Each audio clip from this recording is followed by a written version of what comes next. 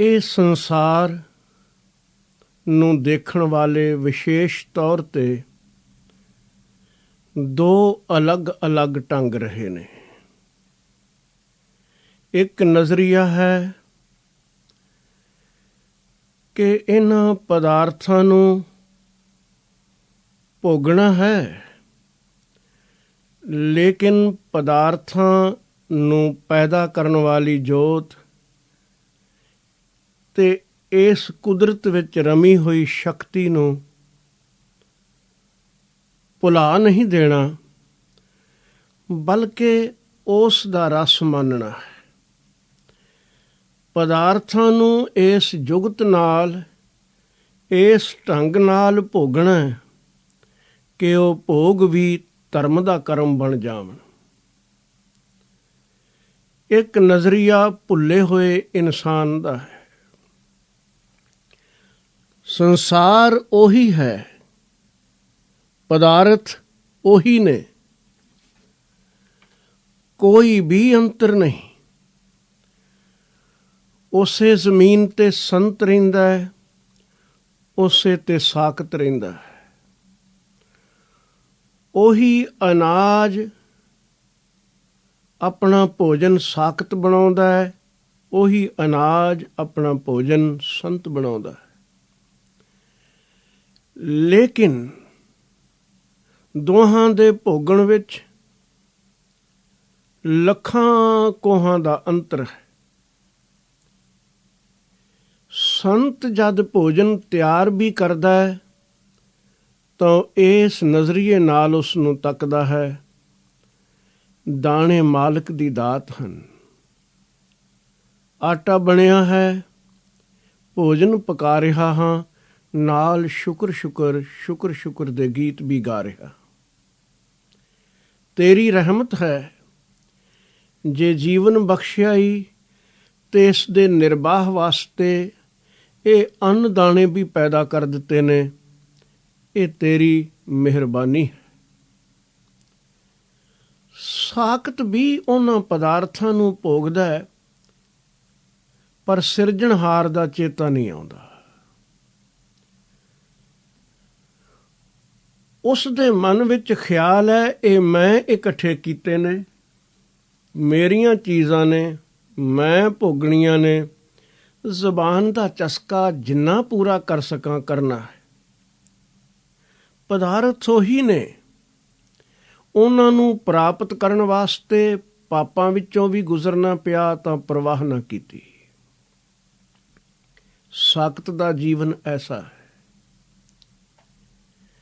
ਲੇਕਿਨ ਉਹ ਪਦਾਰਥ ਨਾਲ ਪਾਪ ਲੈ ਕੇ ਆ ਗਏ।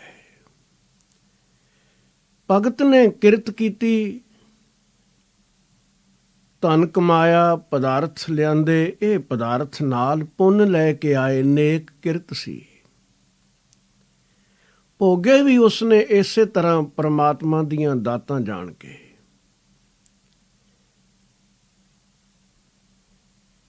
ਤੋ ਜੀਵਨ ਨੂੰ ਜਿਉਣ ਦੇ ਮੋਟੇ ਤੌਰ 'ਤੇ ਇਹ ਦੋ ਅਲੱਗ-ਅਲੱਗ ਢੰਗ ਨੇ, ਜ਼ਿੰਦਗੀ ਦੇ ਰਸਤੇ ਨੇ। ਜਿਸ ਨੂੰ ਕੋਈ ਅਪਣਾ ਲਵੇਗਾ, ਉਸ ਦੇ ਨਤੀਜੇ ਉਸ ਦੇ ਸਾਹਮਣੇ ਆ ਜਾਣਗੇ। ਭਗਤ ਕਬੀਰ ਜੀ ਨੇ 26ਵਾਂ ਸ਼ਲੋਕ ਕੁਝ ਐਸੇ ਨਜ਼ਰੀਏ ਤੋਂ ਹੀ ਉਚਾਰਨ ਕੀਤਾ ਹੈ। ਕਬੀਰ ਜਗ ਕਾਜਲ ਕੀ ਕੋਠਰੀ, ਅੰਧ ਪਰੇ ਤਿਸ ਮਾਹੇ, ਹਉ ਬਲਿਹਾਰੀ ਤਿਨ ਕੋ, ਪੈਸ ਜੋ ਨੀਕਸ ਜਾਹੇ। ਕਾਜਲ ਵੀ ਬੜੀ ਪਿਆਰੀ ਚੀਜ਼ ਹੈ। ਕਾਜਲ ਤਿਆਰ ਕਰਨ ਵਾਸਤੇ ਸੁਆਣੀਆਂ ਕਈ ਹਫ਼ਤੇ ਰਗੜਾਈ ਦੀ ਮਿਹਨਤ ਕਰਦੀਆਂ।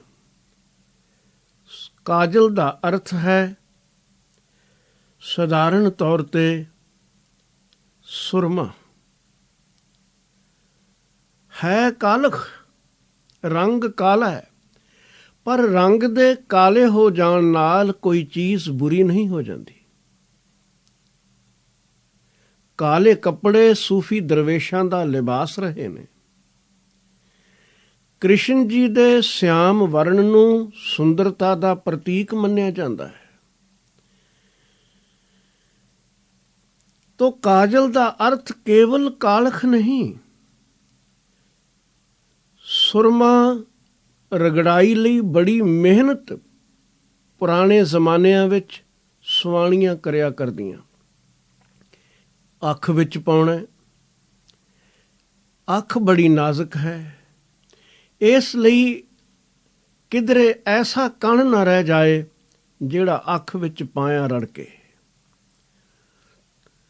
ਤਾਂ ਆਖਰ ਮਿਹਨਤ ਕਰਨ ਤੋਂ ਬਾਅਦ ਉਹ ਕਾਜਲ, ਉਹ ਸੁਰਮਾ ਨੇਤਰਾਂ ਦਾ ਇੱਕ ਸ਼ਿੰਗਾਰ ਬਣ ਜਾਂਦਾ ਸੀ ਤੇ ਉਸ ਨੂੰ ਅੱਜ ਤੱਕ ਨੇਤਰਾਂ ਦਾ ਸ਼ਿੰਗਾਰ ਗਿਣਿਆ ਜਾਂਦਾ ਹੈ। ਸਿਆਣੇ ਲੋਕ ਤਾਂ ਇੱਥੋਂ ਤੱਕ ਆਖਿਆ ਕਰਦੇ ਸਨ, ਸੁਰਮਾ ਪਾ ਤੇ ਹਰ ਕੋਈ ਲੈਂਦਾ ਹੈ, ਪਰ ਮਟਕਾਉਣਾ ਕਿਸੇ ਕਿਸੇ ਨੂੰ ਆਉਂਦਾ ਹੈ। ਕਾਜਲ ਵਿੱਚ ਇੱਕ ਖੂਬੀ ਸੀ ਮਟਕਾਉਣ ਦੀ, ਜਿਸ ਨੂੰ ਜਾਚ ਹੋਵੇ ਤਾਂ ਉਹ ਅੱਖਾਂ ਨੂੰ ਚਾਰ ਚੰਨ ਲਾ ਦਿੰਦਾ। ਲੇਕਿਨ ਉਸ ਸੁਰਮੇ ਦੀ ਭਰੀ ਹੋਈ ਕੋਠੜੀ ਵਿੱਚ ਕੋਈ ਪ੍ਰਵੇਸ਼ ਕਰ ਜਾਏ ਤਾਂ ਬਸਤਰ ਵੀ ਕਾਲੇ ਹੋ ਜਾਣਗੇ, ਚਿਹਰਾ ਵੀ ਕਾਲਾ ਹੋ ਜਾਵੇਗਾ। ਸਰੀਰ ਦੇ ਰੋਮਾਂ ਵਿੱਚ, ਚਮੜੀ ਦੇ ਰੋਮਾਂ ਵਿੱਚ ਉਹ ਅਤਮਹੀਨ ਸੁਰਮਾ ਧਸ ਜਾਏਗਾ। ਰੋਗ ਵੀ ਪੈਦਾ ਹੋ ਸਕਦੇ ਹਨ। ਇਹ ਤਾਂ ਕੋਈ ਸ਼ਿੰਗਾਰ ਨਾ ਰਿਹਾ। ਨਿਰੰਕਾਰ ਨੇ ਸੰਸਾਰ ਨੂੰ ਇਸ ਲਈ ਨਹੀਂ ਬਣਾਇਆ ਕਿ ਅਸੀਂ ਸੰਸਾਰ ਦੇ ਪਦਾਰਥਾਂ ਵਿੱਚ ਪੈ ਕੇ ਇੰਨੇ ਲਿਬੜ ਜਾਵੀਏ ਕਿ ਜੋ ਜੀਵਨ ਦਾ ਸ਼ਿੰਗਾਰ ਬਣਨ ਵਾਲੀਆਂ ਵਸਤੂਆਂ ਸਨ ਉਹ ਵਿਕਾਰ ਬਣ ਜਾਵਣ ਔਰ ਜ਼ਿੰਦਗੀ ਨੂੰ ਕਾਲਾ ਕਰਕੇ ਰੱਖ ਦੇਵਣ। ਜੀਵਨ ਦੀ ਜਾਚ ਉੱਪਰ ਸਭ ਕੁਝ ਨਿਰਭਰ ਕਰਦਾ ਹੈ। ਜਿਸ ਨੂੰ ਜਾਚ ਨਹੀਂ, ਉਹ ਕੱਜਲ ਦੀ ਕੋਠੜੀ ਵਿੱਚ ਵੜ ਤਾਂ ਗਿਆ, ਖਿਆਲ ਨਾ ਕੀਤਾ ਕਿ ਇਹ ਕਾਲਖ ਮੇਰੇ ਬਸਤਰ ਵੀ ਕਾਲੇ ਕਰ ਦੇਵੇਗੀ, ਸਰੀਰ ਨੂੰ ਵੀ ਕਾਲਾ ਕਰ ਦੇਵੇਗੀ, ਚਿਹਰਾ ਵੀ ਕਾਲਖ ਆਲੂਦ ਹੋ ਜਾਵੇਗਾ। ਐਸੇ ਪੁਰਸ਼ਾਂ ਦਾ ਜ਼ਿਕਰ ਪੰਚਮ ਪਾਤਸ਼ਾਹ ਜੀ ਨੇ ਬੜੇ ਵਿਸਥਾਰ ਪੂਰਵਕ ਕੀਤਾ ਹੈ। ਹਜ਼ੂਰ ਕਹਿੰਦੇ ਨੇ, ਵਿਖਾਈ ਦਿਨ ਰੈਨ ਇਹ ਵੀ ਗੁਜ਼ਾਰੈ। ਜਿਵੇਂ ਅਸੀਂ ਦਿਨ ਰਾਤ ਗੁਜ਼ਾਰਨੇ ਹਾਂ, ਉਹ ਆਪਣੇ ਜੀਵਨ ਦੇ ਢੰਗ ਮੁਤਾਬਕ ਗੁਜ਼ਾਰਦੇ ਹਾਂ। ਹਰ ਇੱਕ ਦਾ ਜਿਉਣ ਢੰਗ ਆਪਣਾ ਆਪਣਾ। ਵਿਸ਼ੇ ਵਿਕਾਰਾਂ ਵਿੱਚ ਫਸਿਆ ਹੋਇਆ ਇਨਸਾਨ ਰਹਿੰਦਾ ਉਸੇ ਦੁਨੀਆ ਵਿੱਚ ਹੈ ਜਿਸ ਸੰਸਾਰ ਵਿੱਚ ਸੰਤ ਵਸਦਾ ਹੈ। ਲੇਕਿਨ ਵਿਸ਼ਈ ਆਦਮੀ ਦਿਨ ਰਾਤ ਗੁਜ਼ਾਰਦਾ ਹੋਰ ਢੰਗ ਨਾਲ ਹੈ। ਕਿਵੇਂ? ਗੋਬਿੰਦ ਨ ਭਜੈ ਅਹੰ ਬੁੱਧਿ ਮਾਤਾ, ਜਨਮ ਜੂਐ ਜਿਉ ਹਾਰੈ। ਉਸ ਨੂੰ ਇਹ ਖਿਆਲ ਹੀ ਨਹੀਂ, ਇਹ ਪ੍ਰਿਥਵੀ, ਇਹ ਤਾਰੇ ਸਿਆਰੇ, ਇਹ ਸੂਰਜ ਚੰਦਰਮਾ, ਇਹ ਬਨਸਪਤੀ, ਇਹ ਤਰ੍ਹਾਂ ਤਰ੍ਹਾਂ ਦੇ ਜੀਵ ਜੰਤੂ ਤੇ ਮੈਨੂੰ ਵੀ ਪੈਦਾ ਕਰਨ ਵਾਲੀ ਕੋਈ ਸ਼ਕਤੀ ਹੈ। ਉਹ ਆਪਣੇ ਹੰਕਾਰ ਵਿੱਚ ਹੀ ਗਰਸਿਆ ਹੋਇਆ ਹੈ। ਮੈਂ ਹੀ ਸਭ ਕੁਝ ਹਾਂ। ਸਤਿਗੁਰੂ ਜੀ ਦਾ ਤਾਂ ਇੱਕ ਫਰਮਾਨ ਹੈ, ਜਬ ਲਗ ਮੇਰੀ ਮੇਰੀ ਕਰੈ, ਤਬ ਲਗ ਕਾਜ ਏਕ ਨਹੀਂ ਸਰੈ। ਜਬ ਮੇਰੀ ਮੇਰੀ ਮਿਟ ਜਾਏ, ਤਬ ਪ੍ਰਭ ਕਾਜ ਸਵਾਰਹਿ ਆਏ। ਸ੍ਰੀ ਗੁਰੂ ਗ੍ਰੰਥ ਸਾਹਿਬ ਮਹਾਰਾਜ ਦੀ ਪਾਵਨ ਬਾਣੀ ਹੈ। ਲੇਕਿਨ ਮੇਰੀ ਤੇ ਮੈਂ, ਇਹਨਾਂ ਦੋਹਾਂ ਵਿੱਚ ਇਹ ਵਿਸ਼ਈ ਆਦਮੀ ਫਸ ਗਿਆ। ਦੇਵਨਹਾਰ ਦਾਤਾਰ ਦੀ ਯਾਦ ਵਿਸਰ ਗਈ। ਗੋਬਿੰਦ ਨਾ ਭਜੈ ਅਹੰ ਬੁੱਧ ਮਾਤਾ, ਜਨਮ ਜੂਐ ਜਿਉ ਹਾਰੈ। ਤੇ ਜ਼ਿੰਦਗੀ ਨੂੰ ਇੰਜ ਹਾਰ ਰਿਹਾ ਹੈ ਜਿਵੇਂ ਕੋਈ ਜੁਆਰੀਆ ਬਾਜ਼ੀ ਤੇ ਬਾਜ਼ੀ ਹਾਰਦਾ ਤੁਰਿਆ ਜਾਏ। ਪਾਂਡਵਾਂ ਵਾਲੀ ਹਾਲਤ ਹੋ ਜਾਏ, ਜੋ ਸਭ ਕੁਝ ਦਾਅ ਤੇ ਲਾ ਬੈਠੇ। ਜ਼ਿੰਦਗੀ ਵੀ ਗਵਾ ਲੈ, ਸਵਾਸਾਂ ਦੀ ਪੂੰਜੀ ਵੀ ਗਵਾ ਲੈ, ਆਪਣੀ ਜ਼ਮੀਰ ਵੀ ਗਵਾ ਲੈ। ਇਹ ਜੂਏ ਦੀ ਬਾਜ਼ੀ ਬੜੀ ਖਤਰਨਾਕ ਹੈ। ਕੋਈ ਰਾਜ ਭਾਗ ਹਾਰ ਜਾਏ ਇੱਕ ਗੱਲ ਹੈ, ਲੇਕਿਨ ਜ਼ਮੀਰ ਵੀ ਜੂਏ ਵਿੱਚ ਹਾਰ ਜਾਏ, ਪਾਂਡਵਾਂ ਦੀ ਕਥਾ ਹੋਰ ਹੈ ਕੀ।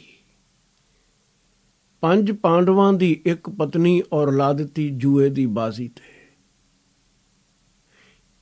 ਇਹ ਇਨਸਾਨ ਜ਼ਿੰਦਗੀ ਦਾਅ ਤੇ ਲਾ ਬੈਠਦਾ ਹੈ ਤੇ ਹੈ ਹਾਰਿਆ ਜਵਾਰੀਆ, ਬਾਜ਼ੀ ਹਾਰ ਰਿਹਾ ਹੈ, ਹਾਰ ਕੇ ਤੁਰ ਜਾਏਗਾ ਖਾਲੀ ਹੱਥ। ਜਦ ਜਾਣ ਵੇਲੇ ਖਾਲੀ ਹੱਥ ਹੈ, ਪੱਲੇ ਕੋਈ ਨੇਕੀ ਨਹੀਂ, ਚੰਗਿਆਈ ਨਹੀਂ, ਧਰਮ ਨਹੀਂ, ਦਾਨ ਪੁੰਨ ਨਹੀਂ, ਸਿਮਰਨ ਭਜਨ ਨਹੀਂ, ਤਾਂ ਮਤਲਬ ਇੱਕ ਹੈ ਕਿ ਸਭ ਕੁਝ ਜੂਏ ਦੀ ਬਾਜ਼ੀ ਵਿੱਚ ਇਸਨੇ ਹਾਰ ਦਿੱਤਾ ਹੈ। ਜਨਮ ਜੂਐ ਜਿਉ ਹਾਰੈ। ਨਾਮ ਅਮੋਲਾ ਪ੍ਰੀਤ ਨ ਤਿਸ ਸਿਉ, ਪਰ ਨਿੰਦਾ ਹਿਤ ਕਰੈ। ਅਮੋਲਕ ਪ੍ਰਭੂ ਦੇ ਨਾਮ ਨਾਲ ਕੋਈ ਪ੍ਰੀਤ ਨਹੀਂ ਬਣਾਈ। ਪ੍ਰੀਤ ਕਿੱਥੇ ਬਣਾ ਲਈ? ਪਰਾਈ ਨਿੰਦਿਆ ਕਰਨ ਨਾਲ। ਇਸ ਨੂੰ ਰਸ ਹੀ ਇਸ ਵਿੱਚ ਆਉਂਦਾ ਹੈ। ਲੋਕਾਂ ਦੀ ਬਦਨਾਮੀ ਕਰਨ ਵਿੱਚ ਰਸ ਲੈ ਰਿਹਾ ਹੈ। ਤੇ ਸਤਿਗੁਰੂ ਕਹਿੰਦੇ ਨੇ ਕਿ ਸੱਚਾਈ ਇਹ ਹੈ, ਇਹ ਕੀ ਕਰ ਰਿਹਾ ਹੈ। ਜੇ ਗੌਰ ਨਾਲ ਦੇਖੋਗੇ ਤਾਂ ਅਸਲੀਅਤ ਇਹ ਹੈ, ਛਾਪਰ ਬਾਂਧ ਸਵਾਰੈ ਤ੍ਰਿਣ ਕੋ, ਦੁਆਰੈ ਪਾਵਕ ਜਾਰੈ। ਇਹ ਇਨਸਾਨ ਕੁਝ ਇਸ ਤਰ੍ਹਾਂ ਦਾ ਖੇਡ ਖੇਡ ਰਿਹਾ ਹੈ ਕਿ ਕੱਖਾਂ ਦੀ ਕੁੱਲੀ ਬਣਾ ਲਈ, ਤੀਲਿਆਂ ਦੀ ਛੱਪਰੀ ਬਣਾਈ ਹੋਈ ਹੈ, ਉਸ ਦੇ ਅੰਦਰ ਹੈ ਇਹ। 4 ਚਫੇਰੇ ਤੀਲਿਆਂ ਦੀਆਂ ਦੀਵਾਰਾਂ ਨੇ ਤੇ ਦਰਵਾਜ਼ੇ ਤੋਂ ਇਹਨੇ ਅੱਗ ਲਾ ਦਿੱਤੀ ਹੈ। ਨਿਕਲਣ ਦਾ ਕੋਈ ਸਾਧਨ ਹੀ ਨਹੀਂ। ਜ਼ਿੰਦਗੀ ਨੂੰ ਰਾਖ ਬਣਾ ਲਏਗਾ। ਹੋਰ ਮਿਸਾਲ ਦਿੱਤੀ, ਕਾਲਰ ਪੋਟ ਉਠਾਵੇ ਮੁੰਡਾ, ਅੰਮ੍ਰਿਤ ਮਨ ਤੇ ਡਾਰੈ। ਕੱਲਰ ਦੀਆਂ ਪੰਡਾਂ ਸਿਰ ਤੇ ਚੁੱਕੀ ਫਿਰਦਾ ਹੈ, ਮਨ ਵਿੱਚੋਂ ਅੰਮ੍ਰਿਤ ਦੀ ਦਾਤ ਵਿਸਾਰ ਦਿੱਤੀ ਹੈ, ਪ੍ਰਭੂ ਨਾਮ ਨੂੰ ਭੁੱਲ ਗਿਆ ਹੈ। ਓਢੈ ਬਸਤਰ ਕਾਜਰ ਮਹਿ ਪਰਿਆ, ਬਹੁਰ ਬਹੁਰ ਫਿਰ ਝਾਰੈ। ਬਸਤਰ ਤਾਂ ਰੇਸ਼ਮੀ ਪਹਿਨੇ, ਲੇਕਿਨ ਮੂਰਖ ਨੂੰ ਇੰਨੀ ਸਮਝ ਨਹੀਂ ਕਿ ਮੈਂ ਕੱਜਲ ਦੀ ਕੋਠੜੀ ਵਿੱਚ ਪ੍ਰਵੇਸ਼ ਨਹੀਂ ਸੀ ਕਰਨਾ। ਕੱਜਲ ਦੀ ਕੋਠੜੀ ਵਿੱਚ ਵੜ ਗਿਆ, ਰੇਸ਼ਮੀ ਬਸਤਰ ਖਰਾਬ ਕਰ ਲੈ, ਝਾੜਦਾ ਫਿਰਦਾ, ਪਰ ਅੰਦਰ ਵਸ ਗਈ ਇਹ ਕਾਲਖ, ਕਿਵੇਂ ਨਿਕਲੇ। ਕਾਟੈ ਪੇੜ ਡਾਲ ਪਰ ਠੰਢੋ, ਖਾਏ ਖਾਏ ਮੁਸਕਾਰੈ। ਜਿਸ ਟਹਿਣੀ ਤੇ ਬੈਠਾ ਹੈ ਉਸੇ ਨੂੰ ਆਰੀ ਨਾਲ ਕੱਟੀ ਜਾ ਰਿਹਾ ਹੈ। ਸ਼ੇਖ ਚਿੱਲੀ ਵਾਲੀ ਹਾਲਤ ਹੈ। ਕਾਟੈ ਪੇੜ ਡਾਲ ਪਰ ਠਾਢੋ, ਦਰਖਤ ਦੇ ਉੱਪਰ ਬੈਠ ਕੇ ਉਸੇ ਟਹਿਣੇ ਨੂੰ ਕੱਟ ਰਿਹਾ ਹੈ। ਖਾਏ ਖਾਏ ਮੁਸਕਾਰੈ, ਪ੍ਰਸੰਨ ਵੀ ਹੁੰਦਾ ਹੈ। ਫਲ ਨੇ ਮੈਂ ਖਾ ਰਿਹਾ, ਪਤਾ ਨਹੀਂ ਕਿ ਹੋਣਾ ਕੀ ਇਹ ਅੰਤ। ਗਿਰਿਓ ਜਾਏ ਰਸਾਤਲ ਪਰਿਓ, ਛਿਟੀ ਛਿਟੀ ਸਿਰ ਭਾਰੈ। ਇੱਕ ਇੱਕ ਛਿਟੀ ਇਸ ਤੇ ਹੀ ਬੋਝ ਬਣ ਗਈ। ਨਿਰਵੈਰੈ ਸੰਗ ਵੈਰ ਰਚਾਏ, ਪਹੁੰਚ ਨਾ ਸਕੈ ਗਵਾਰੈ। ਕਹੋ ਨਾਨਕ ਸੰਤਨ ਕਾ ਰਾਖਾ, ਪਾਰ ਬ੍ਰਹਮ ਨਿਰੰਕਾਰ ਹੈ। ਗੁਰੂ ਅਰਜਨ ਦੇਵ ਜੀ ਮਹਾਰਾਜ ਕਹਿੰਦੇ ਨੇ, ਇਹ ਕੱਜਲ ਦੀ ਕੋਠੜੀ ਵਿੱਚ ਵੜ ਕੇ ਬਸਤਰ ਵੀ ਖਰਾਬ ਕਰੀ ਫਿਰਦਾ ਹੈ। ਟਾਹਣਾ ਉਹ ਕੱਟਦਾ ਹੈ ਜਿਸ ਤੇ ਬੈਠਾ ਹੈ, ਨਿਰਵੈਰਾਂ ਨਾਲ ਵੈਰ ਰਚਦਾ ਹੈ, ਗੰਵਾਰ ਹੈ। ਪਰ ਸੰਤ ਜਨਾਂ ਨੇ ਮਾਰਗ ਸਹੀ ਚੁਣਿਆ ਤੇ ਪਾਰ ਬ੍ਰਹਮ ਤਿਨਾਂ ਦਾ ਰਾਖਾ ਬਣਦਾ ਹੈ। सगल सृष्ट के पंच सिकदार, राम भगत के पानी हार। शक्तियां ਉਹੀ ਨੇ, ਕਾਮ ਕ੍ਰੋਧ ਲੋਭ ਮੋਹ ਹੰਕਾਰ ਵਿੱਚ ਕਿਸੇ ਵਰਤ ਲਈਆਂ, ਉਹਨਾਂ ਤੇ ਮਾਲਕ ਬਣ ਕੇ ਵਰਤੀਆਂ। ਪਰ ਉਹੀ ਕਿਸੇ ਨੇ ਦਇਆ ਧਰਮ ਸੁੱਚ ਸੰਜਮ ਬਣਾ ਲਈਆਂ ਤਾਂ ਇਹ ਪਾਣੀ ਭਰਨ ਵਾਲੀਆਂ ਬਣ ਗਈਆਂ, ਜੀਵਨ ਨੂੰ ਤ੍ਰਿਪਤ ਕਰਨ ਵਾਲਾ ਬਣ ਗਈਆਂ। ਕਬੀਰ ਜੀ ਕਹਿੰਦੇ ਨੇ ਇਹ ਸੰਸਾਰ ਕੱਜਲ ਦੀ ਕੋਠੜੀ ਹੈ। ਜੁਗਤ ਨਾਲ ਵਰਤੋਗੇ ਤਾਂ ਇਹ ਜ਼ਿੰਦਗੀ ਦਾ ਸ਼ਿੰਗਾਰ ਵੀ ਬਣ ਸਕਦਾ ਹੈ, ਲੇਕਿਨ ਜਿਸ ਨੇ ਅੱਖਾਂ ਦਾ ਸ਼ਿੰਗਾਰ ਕਾਜਲ ਨੂੰ ਬਣਾਉਣਾ ਉਹ ਪੰਡਾ ਨਹੀਂ ਬੰਨਿਆ ਕਰਦੇ, ਉਹ ਸਲਾਈ ਨੂੰ ਲਾ ਕੇ ਅੱਖ ਵਿੱਚ ਮਾਮੂਲੀ ਪਾਉਂਦੇ ਨੇ। ਮਤਲਬ ਇਹ ਹੈ ਕਿ ਦੁਨੀਆ ਦੇ ਪਦਾਰਥ ਨਿਰਬਾਹ ਲਈ ਵਰਤਣ ਵਾਲੇ ਲਈ ਸ਼ਿੰਗਾਰ ਨੇ, ਲੇਕਿਨ ਕੌਡੀ ਕੌਡੀ ਤੋਂ ਕਰੋੜਾਂ ਤੱਕ ਪਹੁੰਚ ਕੇ ਤਿਜੌੜੀਆਂ ਵਿੱਚ ਬੰਦ ਕਰਨ ਵਾਲੇ ਵਾਸਤੇ ਇਹ ਕਾਲਖ ਹੀ ਹੈ, ਹੋਰ ਕੁਝ ਨਹੀਂ। ਕਿਉਂਕਿ ਉਹ ਉਸ ਤਿਜੌੜੀ ਨੂੰ ਹੋਰ ਵੱਡਿਆਂ ਕਰਨ ਲਈ ਪਾਪ ਕਰ ਗੁਜ਼ਰਦਾ ਹੈ। ਭਗਤ ਵੀ ਕਮਾਈ ਕਰਦਾ ਹੈ ਗੁਜ਼ਰਾਨ ਲਈ, ਉਸ ਦੀ ਕਿਰਤ ਵੀ ਉਸ ਦਾ ਸ਼ਿੰਗਾਰ ਬਣ ਜਾਂਦੀ ਹੈ। ਨਾਮਦੇਵ ਜੀ ਕੱਪੜਾ ਕੱਟਦੇ ਵੀ ਨੇ, ਰੰਗਦੇ ਵੀ ਨੇ, ਸਿਉਂਦੇ ਵੀ ਨੇ, ਲੇਕਿਨ ਉਹ ਕਹਿੰਦੇ ਨੇ ਇਹ ਤਾਂ ਰਾਹ ਹੀ ਭਗਤੀ ਦਾ ਹੈ। ਇਸੇ ਵਿੱਚੋਂ ਤਾਂ ਮੈਨੂੰ ਪ੍ਰਮਾਤਮਾ ਦੀ ਭਗਤੀ ਦੀ ਜੁਗਤ ਮਿਲੀ। ਮੈਂ ਦੇਖਿਆ ਕੈਂਚੀ ਕੱਪੜਾ ਕੱਟਦੀ ਹੈ, ਜਦ ਮੈਂ ਜੁਗਤ ਨਾਲ ਕੱਟਦਾ ਹਾਂ, ਸੂਈ ਧਾਗੇ ਨਾਲ ਸੀ ਲੈਂਦਾ ਹਾਂ ਤਾਂ ਉਹ ਬਸਤਰ ਪਹਿਨਣ ਦੇ ਯੋਗ ਬਣ ਜਾਂਦਾ ਹੈ। ਪਰ ਮੂਰਖ ਹੱਥ ਕੈਂਚੀ ਆ ਜਾਏ, ਕੱਟ ਕੱਟ ਲੀਰਾਂ ਕਰ ਦੇਗਾ ਕੱਪੜੇ ਦੀਆਂ। ਜ਼ਬਾਨ ਨੂੰ ਲੋਕ ਕੈਂਚੀ ਆਖਦੇ ਨੇ, ਮਨ ਗਿਣਤੀਆਂ ਮਿਣਤੀਆਂ ਕਰਦਾ ਇਹ ਗਜ਼ ਹੈ। ਮੈਨੂੰ ਵਰਤਣ ਦੀ ਜਾਚ ਆ ਗਈ। ਮਨ ਮੇਰੋ ਗਜ਼, ਜਿਹਬਾ ਮੇਰੀ ਕਾਤੀ, ਮੱਪ ਮੱਪ ਕਾਟੋਂ ਜਮ ਕੀ ਫਾਸੀ। ਕਿਰਤ ਵਿੱਚ ਵੀ ਭਗਤੀ ਸ਼ਾਮਲ ਹੋ ਗਈ। ਇਹ ਅੰਤਰ ਹੈ ਜੀਵਨ ਦੇ ਢੰਗ ਦਾ। ਕਬੀਰ ਜੀ ਕਹਿੰਦੇ ਨੇ ਸੰਸਾਰ ਕੱਜਲ ਦੀ ਕੋਠੜੀ ਦੇ ਵਿੱਚ ਹੀ ਬੰਦੇ ਡਿੱਗ ਪਏ, ਪਰ ਡਿੱਗਦੇ ਉਹ ਨੇ ਅੰਧ ਪਰੇ ਤੇ ਸਮਾਹੇ, ਜਿਨ੍ਹਾਂ ਦੀਆਂ ਅੱਖਾਂ ਵਿੱਚ ਰੌਸ਼ਨੀ ਨਹੀਂ। ਬਾਹਰੋਂ ਪਦਾਰਥ ਲੱਖ ਦਿਖਾਈ ਦਿੰਦੇ ਹੋਣ, ਪਰ ਅਸਲੀਅਤ ਨੂੰ ਉਹ ਪਹਿਚਾਣ ਨਹੀਂ ਰਹੇ ਕਿ ਇਹ ਦੁਨੀਆ ਦੇ ਪਦਾਰਥ ਸੰਸਾਰ ਤੱਕ ਸੀਮਿਤ ਨੇ। ਨਿਰੰਕਾਰ ਦੇ ਦਰ ਤੇ ਜਿਸ ਪਦਾਰਥ ਦਾ ਮੁੱਲ ਪੈਣਾ ਹੈ, ਮੈਂ ਉਹ ਵੀ ਪੱਲੇ ਬੰਨ ਲਵਾਂ। ਇਸ ਪਾਸਿਓਂ ਅਵੇਸਲੇ ਨੇ ਔਰ ਕੱਜਲ ਵਿੱਚ ਵੜ ਕੇ ਨਿਰੇ ਕਾਲਖ ਦਾ ਰੂਪ ਬਣ ਗਏ ਨੇ। ਇਹਨਾਂ ਨੂੰ ਅੱਖਾਂ ਵਾਲੇ ਕਿਵੇਂ ਆਖਿਆ ਜਾਏ? ਸਤਿਗੁਰੂ ਜੀ ਨੇ ਤਾਂ ਇੱਕ ਸਪਸ਼ਟ ਫੈਸਲਾ ਹੀ ਦੇ ਦਿੱਤਾ ਹੈ। ਅੰਨੇ ਇਹ ਨਾ ਆਖੀਨ, ਜਿਨ ਮੁਖ ਲੋਇਣ ਨਾ ਹੈ। ਅੰਨੇ ਸੇਈ ਨਾਨਕਾ, ਜੇ ਖਸਮਹੁ ਕੁੱਥੇ ਜਾਹੇ। ਜੋ ਮਾਲਕ ਨੂੰ ਭੁਲਾ ਕੇ ਮਲਕੀਅਤ ਵਿੱਚ ਉਲਝ ਗਏ ਹਨ, ਅੰਧੇ ਹੀ ਹਨ। ਅੰਧ ਪਰੇ ਤਿਸ ਮਾਹੇ, ਇਹਨਾਂ ਦੀਆਂ ਅੱਖਾਂ ਖੁੱਲੀਆਂ ਨਹੀਂ।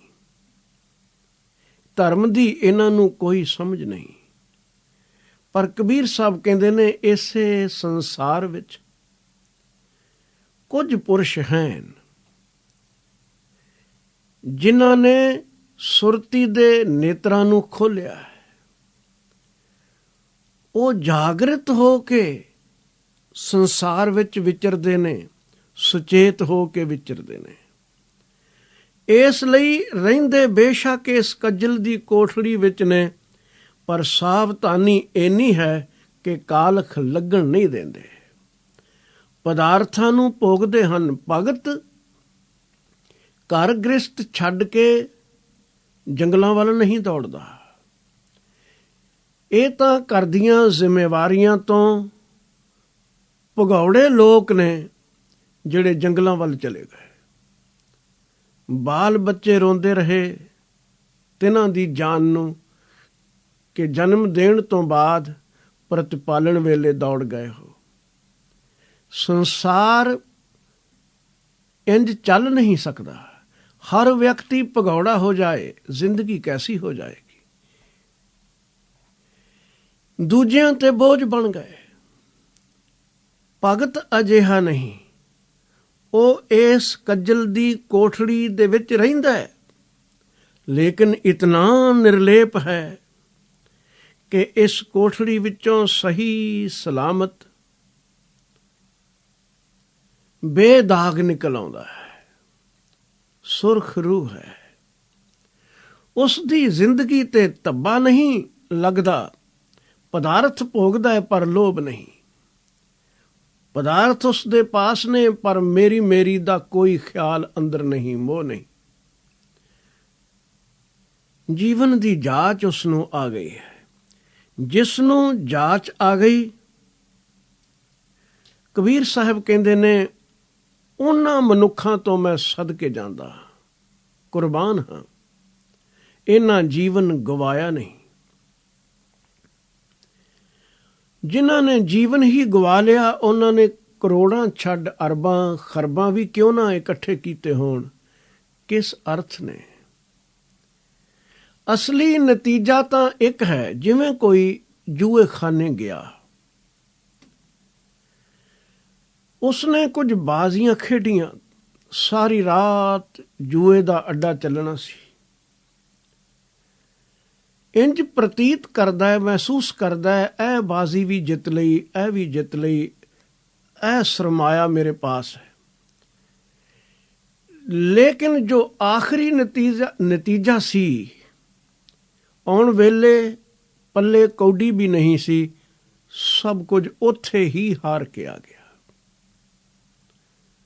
ਸੰਸਾਰ ਅੰਦਰ ਬੈਠੇ ਹੋਏ ਅਸੀਂ ਲੱਖ ਦਾਅਵੇ ਕਰੀਏ, ਅਰਬਾਂ ਪਤੀ ਹਾਂ ਕਿ ਖਰਬਾਂ ਪਤੀ ਹਾਂ। ਜੇ ਤਾਂ ਜਾਣ ਵੇਲੇ ਕੋਈ ਸਰਮਾਇਆ ਨਾਲ ਨਿਭਣ ਵਾਲਾ ਪੱਲੇ ਹੈ ਤਾਂ ਵਾਕਈ ਧਨਵਾਨ ਹੋ। ਹੁਣ ਜਾਣਾ ਪੈ ਜਾਏ ਕੋਈ ਪਤਾ ਥੋੜੀ ਹੈ। ਕਿ ਜਾਪੈ ਸਾਹੋ ਆਵੇ ਕਿ ਨਾ ਆਵੇ ਰਾਮ। ਸਤਿਗੁਰੂ ਜੀ ਨੇ ਆਖਿਆ ਹੈ, ਹਮ ਆਦਮੀ ਹਾਂ ਇਕਦਮੀ, ਮੋਹਲਤ ਮੋਹਤ ਨ ਜਾਣਾ। ਨਾਨਕ ਬਿਨਵੈ ਤਿਸੈ ਸਰੇਵਹੁ, ਜਾ ਕੇ ਜੀ ਪ੍ਰਾਣਾ। ਇੱਕ ਦਮ ਤੇ ਖੜੋਤੇ ਹਾਂ, ਦਮ ਨਾ ਆਇਆ ਤਾਂ ਕਹਾਣੀ ਖਤਮ ਹੋ ਗਈ। ਕੋਈ ਮਿਆਦ ਮੁਕਰਰ ਦਿਖਾਈ ਦਿੰਦੀ ਨਹੀਂ ਕਿ ਦਾਈਆ ਬਣ ਸਕੀਏ ਅਸੀਂ, ਇੰਨੀ ਦੇਰ ਜਿਉਣਾ ਹੀ ਹੈ, ਕੋਈ ਪਤਾ ਨਹੀਂ। ਹੁਣ ਜਾਣਾ ਪਵੇ, ਜਦ ਵੀ ਆਪਣੀ ਪੜਚੋਲ ਕਰਨੀ ਹੈ, ਇਸ ਢੰਗ ਨਾਲ ਕਰਨੀ ਹੈ ਕਿ ਜੇ ਹੁਣ ਜਾਣਾ ਪੈ ਜਾਏ।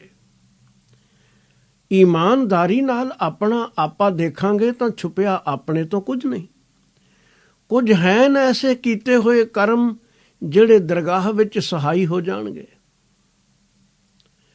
ਆਪਣੇ ਆਪ ਬਾਰੇ ਇਹ ਪੜਚੋਲ ਕਰਦੇ ਰਹਿਣਾ ਚਾਹੀਦਾ ਹੈ। ਦੌਲਤ ਉਹੀ ਸੀ, ਧਰਮ ਅਰਥ ਕੌਡੀ ਨਾ ਲਾਈ। ਵਿਕਾਰਾਂ ਤੇ ਖਰਚਦਾ ਰਿਹਾ, ਉਲਟੇ ਪਾਪ ਸਹੇੜ ਲੈ। ਹਿਸਾਬ ਹਰ ਕਰਮ ਦਾ ਦੇਣਾ ਪਵੇਗਾ।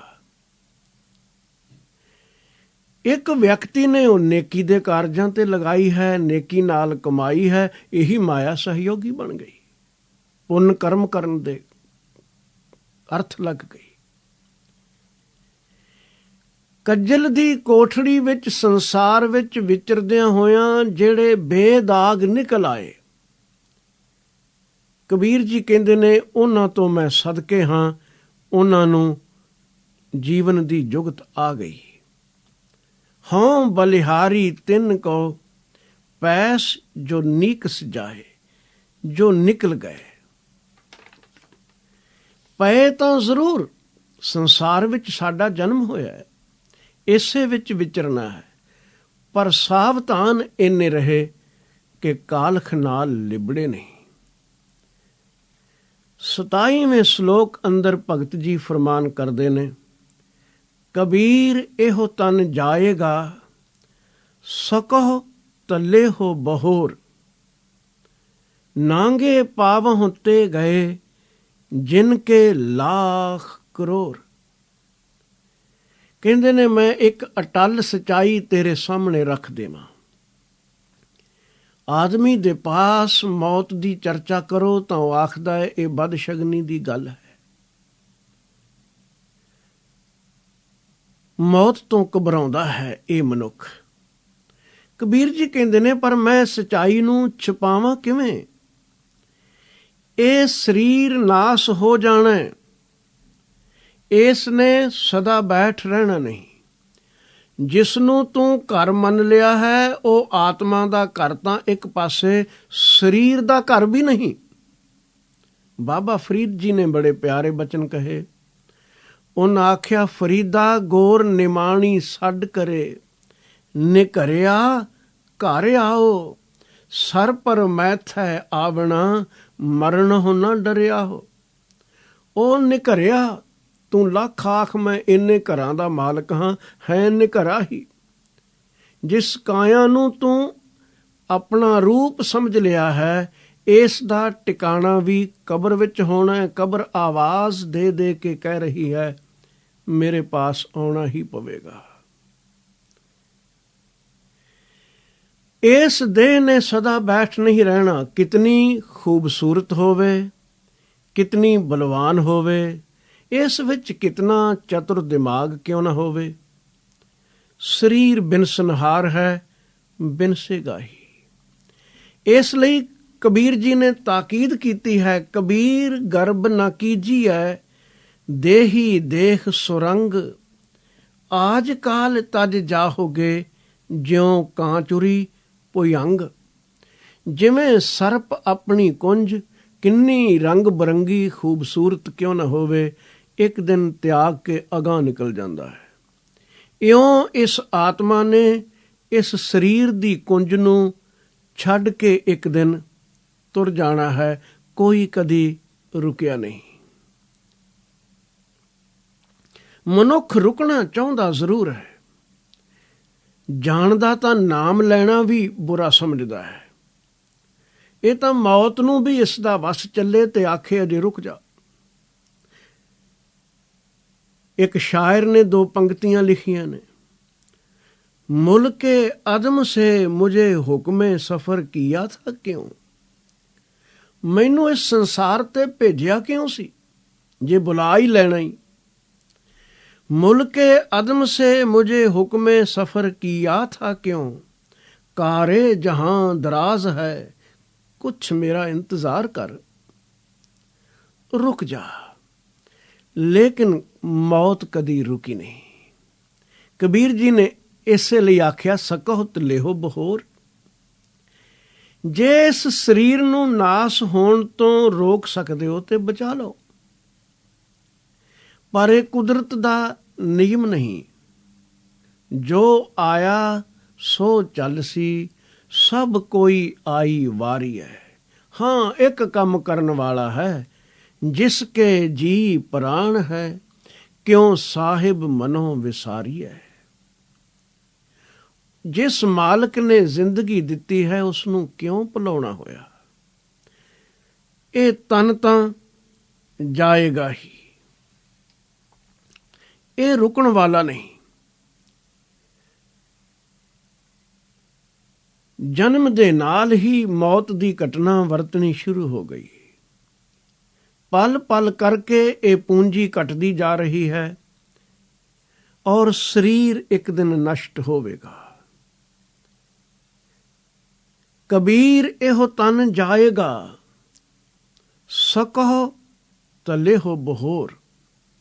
ਬਾਣੀ ਅੰਦਰ ਬਚਨ ਆਏ ਨੇ ਕਿ ਇੱਥੇ ਕੋਈ ਵਿਤਕਰਾ ਨਹੀਂ ਕਿ ਗਰੀਬ ਦਾ ਸਰੀਰ ਮਿਟੇਗਾ, ਅਮੀਰ ਦਾ ਨਹੀਂ, ਜਾਂ ਪਰਜਾ ਦੇ ਸਰੀਰ ਮਿਟਣਗੇ, ਸਮਰਾਟ ਦਾ ਨਹੀਂ। ਰਾਣਾ ਰਾਓ ਨ ਕੋਰ ਹੈ, ਰੰਗ ਨ ਤੁੰਗ ਫਕੀਰ। ਵਾਰੀ ਆਪੋ ਆਪਣੀ, ਕੋਏ ਨ ਬੰਧੈ ਧੀਰ। ਆਪਣੀ ਆਪਣੀ ਵਾਰੀ ਦੀ ਬਾਤ ਹੈ। ਜਦ ਟਰਨ ਆ ਗਈ ਜਾਣਾ ਹੀ ਪਵੇਗਾ। ਕੋਈ ਕਿਸੇ ਨੂੰ ਪਕੜ ਕੇ ਕਦੀ ਰੱਖ ਨਹੀਂ ਸਕਿਆ। ਇਹ ਸਰੀਰ ਸਦੀਵੀ ਨਹੀਂ, ਇਤਨਾ ਖਿਆਲ ਰੱਖ ਲੈਣਾ ਚਾਹੀਦਾ ਹੈ। ਕਬੀਰ ਇਹੋ ਤਨ ਜਾਏਗਾ, ਸਕਹੁ ਤਲਿਹੁ ਬਹੋਰ। ਜੇ ਰੋਕ ਸਕਦੇ ਹੋ ਤਾਂ ਰੋਕ ਲਓ, ਬਚਾ ਲਵੋ। ਮਤਲਬ ਇਹ ਹੈ ਬਚਾਇਆ ਜਾ ਨਹੀਂ ਸਕਣਾ। ਤੇ ਨਾਲ ਇੱਕ ਹੋਰ ਚੇਤਾ ਰੱਖਿਆ ਜੇ, ਨਾਂਗੇ ਪਾਵਹੁ ਤੇ ਗਏ ਜਿਨ ਕੇ ਲਾਖ ਕਰੋੜ। ਮੌਤ ਬੜੀ ਸਮਾਜਵਾਦੀ ਹੈ, ਉਹ ਕੋਈ ਵਿਤਕਰਾ ਨਹੀਂ ਕਰਦੀ। ਸਰੀਰ ਨੂੰ ਵੀ ਮਿਟਾਉਂਦੀ ਹੈ, ਸਭ ਦਿਆਂ ਨੂੰ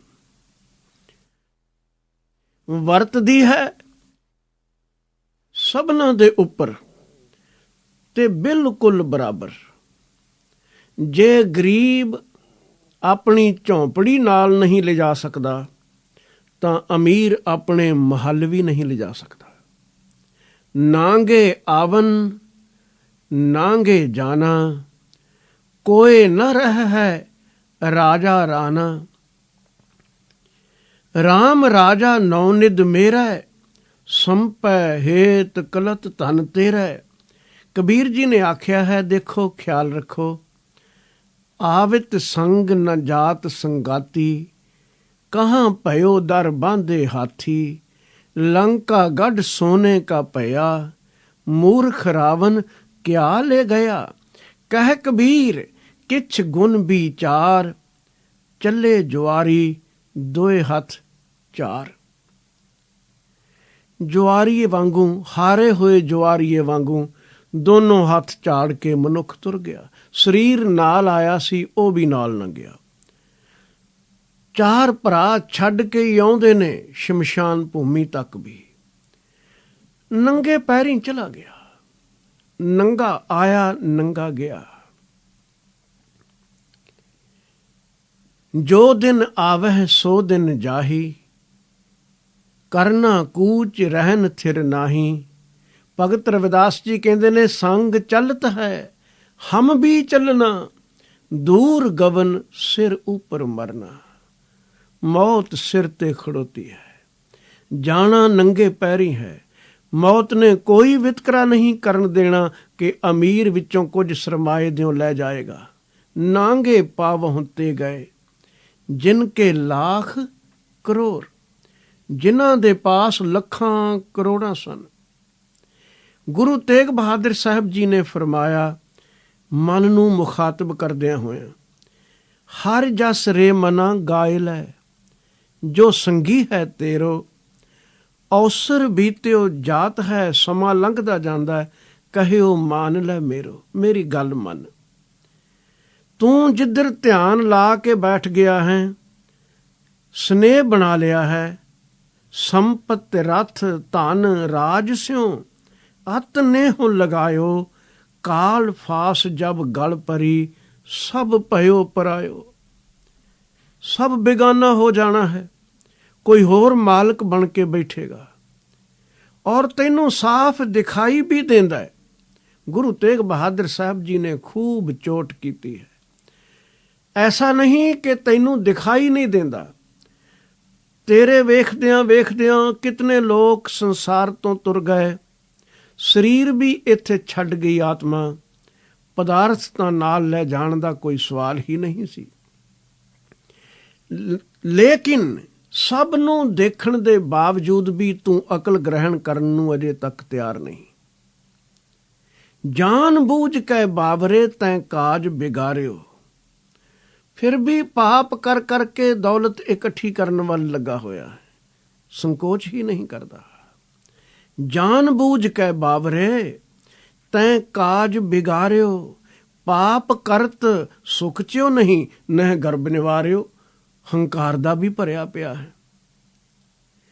ਦੇਖ ਮਨਾ, ਮੈਂ ਤੈਨੂੰ ਯਾਦ ਕਰਵਾਉਂਦਾ ਹਾਂ ਗੁਰੂ ਦੀ ਮੱਤ। ਜਿਹ ਬਿਦ ਗੁਰ ਉਪਦੇਸ਼ਿਆ, ਸੋ ਸੁਨ ਰੇ ਭਾਈ। ਨਾਨਕ ਕਹਿਤ ਪੁਕਾਰ ਕੈ, ਗਹੁ ਪ੍ਰਭ ਸ਼ਰਨਾਈ। ਮਾਲਕ ਦੀ ਸ਼ਰਨ ਅਜੇ ਵੀ ਆ ਜਾ। ਇੱਥੋਂ ਦੁਨੀਆ ਦਾ ਕੋਈ ਵੀ ਪਦਾਰਥ ਧਨ ਦੌਲਤ ਤੂੰ ਨਾਲ ਨਹੀਂ ਲਿਜਾ ਸਕੇਗਾ। ਜਾਣਾ ਵੀ ਇਕੱਲਿਆਂ, ਜਾਣਾ ਵੀ ਖਾਲੀ ਪਵੇਗਾ। ਜੋ ਕੁਝ ਤੂੰ ਆਪਣਾ ਸਮਝਿਆ ਇਹ ਨਾਲ ਜਾਣ ਵਾਲਾ ਨਹੀਂ। ਨਾਂਗੇ ਪਾਵਹੁ ਤੇ ਗਏ ਜਿਨ ਕੇ ਲੱਖ ਕਰੋੜ। ਜਿਹੜੇ ਲੱਖਾਂ ਕਰੋੜਾਂ ਦੇ ਮਾਲਕ ਬਣ ਕੇ ਬੈਠੇ ਸਨ, ਨੰਗੇ ਪੈਰੀ ਸੰਸਾਰ ਤੋਂ ਚਲੇ ਗਏ। 28ਵੇਂ ਸ਼ਲੋਕ ਅੰਦਰ ਭਗਤ ਕਬੀਰ ਜੀ ਫਰਮਾਨ ਕਰਦੇ ਨੇ, ਕਬੀਰ ਇਹੋ ਤਨ ਜਾਏਗਾ, ਕਵਨੈ ਮਾਰਗ ਲਾਏ। ਕੈ ਸੰਗਤ ਕਰ ਸਾਧ ਕੀ, ਕੈ ਹਰ ਕੈ ਗੁਣ ਗਾਏ। ਸੁਣ, ਇਹ ਸਰੀਰ ਜਾਣੈ, ਫਿਰ ਤਾਕੀਦ ਕੀਤੀ। ਇਸ ਤੋਂ ਪਹਿਲੇ ਸ਼ਲੋਕ ਵਿੱਚ ਵੀ ਆਇਆ, ਕਬੀਰ ਇਹੋ ਤਨ ਜਾਏਗਾ, ਸਕਹੁ ਤਿੱਲੇਹੁ ਬਹੋਰ। ਰੋਕ ਸਕਦੇ ਹੋ, ਬਚਾ ਸਕਦੇ ਹੋ, ਬਚਾ ਲਓ। ਹੁਣ ਕਹਿੰਦੇ ਨੇ ਬਚਾਇਆ ਕਿਉਂਕਿ ਜਾ ਨਹੀਂ ਸਕਣਾ, ਇਸ ਲਈ ਜਿੰਨੀ ਦੇਰ ਸਰੀਰ ਤੇ ਆਤਮਾ ਦਾ ਸੰਬੰਧ ਹੈ ਉਤਨੀ ਦੇਰ ਤੂੰ ਕੁਝ ਕਰ ਜ਼ਰੂਰ ਸਕਦਾ ਹੈ। ਜੇ ਰਸਤਾ ਠੀਕ ਅਖਤਿਆਰ ਕਰ ਲੈ, ਇਹੀ ਜ਼ਿੰਦਗੀ ਨਿਰੰਕਾਰ ਨਾਲ ਜੁੜਨ ਦਾ ਵਸੀਲਾ ਬਣ ਸਕਦੀ ਹੈ। ਕਬੀਰ ਇਹੋ ਤਨ ਜਾਏਗਾ, ਕਵਨੈ ਮਾਰਗ ਲਾਏ। ਇਸ ਨੂੰ ਕਿਸੇ ਰਾਹ ਤੇ ਪਾ। ਜੋ ਸਤਿਗੁਰੂ ਰਾਹ ਦਿਖਾਉਂਦਾ ਹੈ, ਉਸ ਰਾਹ ਤੇ ਚੱਲ, ਕਿਸੇ ਆਰੇ ਲੱਗ। ਉਸ ਕੰਮ ਤੇ ਲਾ ਜਿਹੜਾ ਕੰਮ ਆ ਸਕੇ। ਰਹਿਰਾਸ ਸਾਹਿਬ ਦਾ ਪਾਠ ਕਰਦਿਆਂ ਗੁਰੂ ਅਰਜਨ ਦੇਵ ਮਹਾਰਾਜ ਜੀ ਦੇ ਇਹ ਬਚਨ ਅਸੀਂ ਹਰ ਰੋਜ਼ ਦੁਹਰਾਉਂਦੇ ਹਾਂ। ਭਈ ਪ੍ਰਾਪਤ ਮਾਨੁਖ ਦੇਹੁਰੀਆ, ਗੋਬਿੰਦ ਮਿਲਣ ਕੀ ਇਹ ਤੇਰੀ ਬਰੀਆ। ਮੌਕਾ ਤੇ ਮਿਲਿਆ ਹੈ ਰੱਬ ਨਾਲ ਇੱਕ ਹੋਣ ਦਾ। ਅਵਰ ਕਾਜ ਤੇਰਾ ਕਿਤੈ ਨਾ ਕਾਮ, ਮਿਲ ਸਾਧ ਸੰਗਤ ਭਜ ਕੇਵਲ ਨਾਮ। ਕਰ ਲੈ ਕੋਈ ਵਸੀਲਾ, ਆਰੇ ਲੱਗ ਸਰੰਜਾਮ ਲਾਗ, ਭਵਜਲ ਤਰਨ ਕੈ। ਜਨਮ ਬ੍ਰਿਥਾ ਜਾਤ ਰੰਗ ਮਾਇਆ ਕੈ। ਮਾਇਆ ਦੇ ਰੰਗ ਵਿੱਚ ਉਲਝਿਆ ਰਹਿਓ ਤਾਂ ਬੇਕਾਰ ਚਲੇ ਜਾਏਗਾ ਇਹ ਜੀਵਨ। ਇਸ ਲਈ ਉਦਮ ਕਰ ਸੰਸਾਰ ਦੇ ਸਮੁੰਦਰ ਤੋਂ ਪਾਰ ਲੰਘਣ ਦਾ। ਉਹ ਤੂੰ ਕੀਤਾ ਨਹੀਂ। ਜਪ ਤਪ ਸੰਜਮ ਧਰਮ ਨਾ ਕਮਾਇਆ, ਸੇਵਾ ਸਾਧ ਨਾ ਜਾਣਿਆ ਹਾਰੇ ਰਾਇਆ। ਫਿਰ ਤਰਲਾ ਇਹ ਕਹੋ ਨਾਨਕ ਹਮ ਨੀਚ ਕਰਮਾ, ਸ਼ਰਨ ਪਰੇ ਕੀ ਰਾਖੋ ਸ਼ਰਮਾ। ਸ਼ਰਨ ਵੀ ਆਏ ਤਾਂ ਹੀ ਗੱਲ ਬਣੇ। ਕਵਨੈ ਮਾਰਗ ਲਾਏ। ਕਿਸੇ ਰਾਹ ਤੇ ਇਸ ਨੂੰ ਚਲਾ। ਉਹ ਰਾਹ ਜੋ ਪ੍ਰਮਾਤਮਾ ਨਾਲ ਇੱਕ ਕਰ ਦੇਣ ਵਾਲਾ ਹੈ। ਉਸ ਰਾਹ ਤੋਂ ਭੁੱਲ ਗਿਓ, ਦੌੜ ਭੱਜ ਭਾਵੇਂ ਕਿਤਨੀ ਹੋਵੇ, ਕੋਲੂ ਦਾ ਬੈਲ ਚੱਲਦਾ ਬਹੁਤ ਹੈ। ਤੇਲੀ ਅੱਖਾਂ ਬੰਨ੍ਹ ਦਿੰਦਾ ਹੈ ਸਵੇਰੇ ਹੀ ਤੇ ਤੋਰ ਦਿੰਦਾ ਹੈ, ਗਲੇ ਵਿੱਚ ਘੁੰਗਰੂ ਬੰਨ੍ਹ ਦਿੰਦਾ ਹੈ। ਜਿਸ ਵੇਲੇ ਬੈਲ ਰੁਕਣਾ ਚਾਹੇ, ਬੰਨੇ ਹੋਏ ਘੁੰਗਰੂਆਂ ਦੀ ਆਵਾਜ਼ ਬੰਦ ਹੋ ਜਾਂਦੀ ਏ। ਆਪਣੇ ਕੰਮਕਾਰ ਵਿੱਚ ਲੱਗੇ ਹੋਏ ਤੇਲੀ ਨੂੰ ਖਬਰ ਮਿਲ ਜਾਂਦੀ ਹੈ ਕਿ ਬੈਲ ਖੜੋ ਗਿਆ। ਉਹ ਫਿਰ ਛਾਂਟਾ ਮਾਰਦਾ ਹੈ, ਤੋਰ ਦਿੰਦਾ ਹੈ। ਆਖਰ ਬੈਲ ਨੂੰ ਵੀ ਸਮਝ ਆ ਜਾਂਦੀ ਏ ਕਿ ਤੇਲੀ ਕਿਧਰੇ ਦੂਰ ਨਹੀਂ, ਚੱਲਦਾ ਰਹੋ।